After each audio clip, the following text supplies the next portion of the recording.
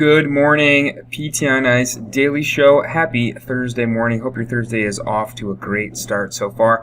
My name is Alan. I'll be your host today, faculty member in our fitness athlete division, and currently serving as the COO of ICE here normally on what is Leadership Thursday, but we're going to talk a lot about one specific topic and a little announcement for you all. So before we get started, most importantly, it's Thursday. That means it's Gut Check Thursday. Gut Check Thursday workout, 4 rounds for time of a 500-meter row and then 25 back squats at a relatively moderate to low weight, 135 for the guys, 95 for the ladies. I feel a sneeze coming on. Maybe it's gone. We'll see. So that'll be a spicy one, right? Say goodbye to your legs after that workout. I know I'm going to hit that later today.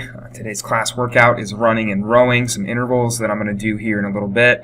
And then I'm going to hit that at lunch. I think I'm going to sub the rowing for some assault bike just to change it up a little bit instead of rowing twice in a day. But I'm looking forward to feeling how that one feels. Probably take you about 15 to 20 minutes, especially if you're kind of slowly moving through those back squats in small chunks. That barbell does come from the ground, so be careful with how you break it up. So that's Gut Check Thursday. Got some courses coming up if you're looking more at working with the fitness athlete with incorporating principles of resistance training and more functional movement into your plan of care, whether you're working with higher level athletes or traditional patients in the clinic. Your next chance to join myself, Guillermo, and Mitch is Monday for the next cohort of Clinical Management of the Fitness Athlete Essential Foundations. That starts Monday. Our first class is at 8. We'd love to have you join us. Always have a blast with that course. 8 weeks of moving barbells, talking about the impact that load can have on an individual and an entire plan of care, and the efficacy that we see in the research with utilizing functional movements and higher intensity TheraX in the clinic. So if you're on the lookout for something to do the next 8 weeks, we'd love to have you join us in Fitness Athlete Essential Foundations. So let's get to today's topic. So a lot of things, obviously, the past couple weeks with racial and ethnic issues in the country following the death of George Floyd and kind of the big impact that Black Lives Matter and protests around the country have had. We've already talked here about kind of the inward looking we've had to do at ICE about how we are 96% white, something like 62% female, the rest male, but predominantly white. And what do we see? Why are we predominantly white? What are we doing or not doing that has caused us to cast a net that has only grabbed up white people to be on our faculty and predominantly to be out at our courses. So we've spent a couple weeks reflecting on this. Some of you have reached out and said, hey, what are you all doing about this? And we wanted to be sure that we took a good hard look at what was going on within ICE and why we thought what we're seeing at ICE is going on in kind of the greater PT profession. And what we've come up with over the past couple weeks is, and this has kind of been spearheaded by our own Morgan Denny, is a way to offer an opportunity, and that's what we're calling this. We're calling it the ICE opportunity. So if you go to ptonice.com, you'll now see a tab at the top called Diversify, and on there you'll see the ICE opportunity. And this is the first of many things, of many steps we are taking to at least do our part to kind of rectify, especially on our end, issues that we see with just an overall lack of diversity within the profession. The profession is predominantly female and predominantly white. There are a lot of causes and things that go on, and we've talked about that on our Virtual ICE platform a few times already with some different speakers about why is PT so predominantly white, and you know we have minimal impact and seek no desire to have any further impact on entry-level education, on changing entry-level education and how students are admitted to PT school. But we do know that coming into PT school and coming out of PT school, we just don't see a lot of people of color, and so that kind of makes sense about why we don't see many people of color at our courses. And what can we do about that? We can offer the ICE opportunity. So on that tab on ptice.com, on the Diversify tab, you will see all the information about the ICE opportunity. What is it? It is literally that. Is it an opportunity for a person of color? That's basically the only requirement. There's no financial stipulation. There's no stipulation about how many years in practice or where you're at in your practice or geography or anything like that. The only requirement is that that person that gets chosen is a person of color. And so new grad, seasoned veteran, the only thing there is we're not taking students. And what are we offering? We're offering 2 years of access to ICE courses, both live and online, to the person that receives the ICE opportunity. We're going to pick one person every year, about December 15th. We're going to accept applications every year from July 1st to October 1st. On that tab, on the Diversify tab, you'll see the requirements. Again, just that you are a licensed PT and that you are a person of color. There's a link on there to the application. It's somewhat involved. A couple key questions that we think are important to ask that are about 500 words in length. So a couple page application. There's also a nomination application. So if you think someone is deserving of this, if you think this would benefit somebody and help them achieve their goals, you can nominate them. You can tell us a little bit about that person, and we will then send them an email and said, hey, this person nominated you and thinks you're a good candidate for the ICE opportunity. If you are interested, please fill out the application. And so we'll be taking applications from July 1st to October 1st. We'll be reviewing the applications, selecting the person who we think would benefit the most from receiving these courses. And that's kind of subjective and arbitrary, but we're looking for somebody who maybe has the capability to travel to a lot of our live courses, somebody who would attend a lot of these courses. We would hate to have somebody receive this and then take no courses over the next 2 years, right? To have no interest in what we're talking about and what we're teaching, or not have the ability to actually make it happen. Beyond that, there's no requirements.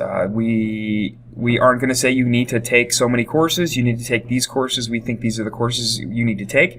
If you think you would benefit from this, or you think somebody would benefit from this and you want to nominate them, that's it. That after we pick a person, there are no requirements on that person. You can take as many or as few courses as you want. Ideally, we'd like you to take as many as possible in that 2 year period, but we certainly understand that's not always possible from a time management and a financial aspect as well.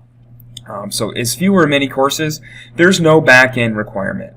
Our goal here is to foster increased diversity at our courses, but also within the greater PT profession, to elevate people of color, to do our part to see them succeed and give them the tools to become rockstar clinicians, as we believe every person that takes an ICE course and multiple ICE courses goes on to become, and just increase the overall diversity of the profession and the level of leadership. We see when folks go through a couple ICE courses, when they take the full ICE certification, they tend to be people who start their own clinic, group, who then become small business and even large business leaders, people who change the dynamics of the town they live in, of the population they serve, and we want to be able to offer that to people of color as well, and increase that diversity and level of leadership within that population, within the PT profession. So it's July 2nd, so that application is now open. We put up the website yesterday, so it's all live. So we are going to take applications. Once the application process has closed, we're going to read through all the applications we receive, and then we're going to conduct phone interviews with people we believe to be more solid fits than others, people we think would benefit the most from our courses, people who say, I have the time and the finances to be able to travel and take some of these courses, and people we believe would be a good fit with the classes, with the culture we kind of promote. Fitness forward, psychologically informed, manual therapy skilled, right? The PT 2.0 mindset that we promote at our courses, at all of our courses. Once phone interviews are done, we will arrive at a recipient by December 15th. That's our goal for every year, and that person will start the ICE opportunity January 1st, 2021 through 2023. And from that point on, we'll select one person to receive the ICE opportunity every single year. So we'll have a couple people rolling at any given time once we get going. So that's our first step. That's not our last step. That's not all we're doing, but we know that is something that we can do right now to begin to take steps to do our part with this issue. We have some other things that we're working on, some stuff that we need to run by the faculty. That's going to involve them giving up a little bit of the money they make, but once we have that finalized, we'll have some more announcements on other steps we're taking. So this is our first step, but certainly not our last. So what we would ask from all of you listening and watching right now is to please share that diligently. You're going to see some social media posts come out about it. We would love you to just share that far and wide and get that in front of as many different people as you can.